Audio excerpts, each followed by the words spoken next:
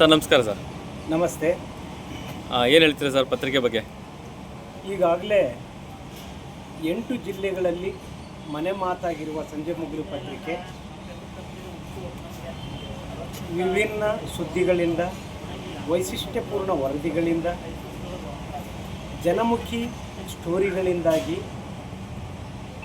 8 ಜಿಲ್ಲೆಯ ಪ್ರಾದೇಶಿಕ ಪತ್ರಿಕೆಯಾಗಿ ಅಷ್ಟು ತಾಲೂಕುಗಳಲ್ಲೂ ಹೋಬಳಿ ಮಟ್ಟದಲ್ಲೂ ಕೂಡ ಹೆಸರು ಮಾಡಿದೆ.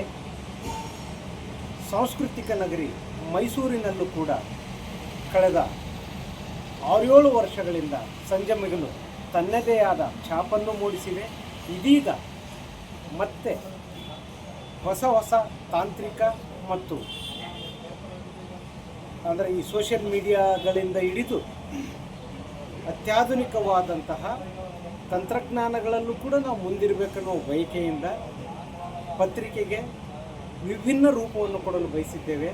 ಮಾತ್ರವಲ್ಲ, ಈ ಪ್ರಾಂತ್ಯದಲ್ಲಿ ನಂಬರ್ 1 ಆಗುವುದಕ್ಕೆ ಸಂಜೆ ಮುಗಿಲಿಗೆ ಎಲ್ಲ ಪರಿಕರಗಳನ್ನು ಜೋಡಿಸಿ ಸಾಂಸ್ಕೃತಿಕ ನಗರಿಯ ಓದುಗರ ಮನಸೂರೆಗೊಳ್ಳುವುದಕ್ಕೆ ನಾವು ಅಡಿ ಇಟ್ಟಿದ್ದೇವೆ. ತಮ್ಮ ಸಹಕಾರ ಸದಾ ನಮ್ಮ ಜೊತೆಗಿರಲಿ. ನಮಸ್ಕಾರ.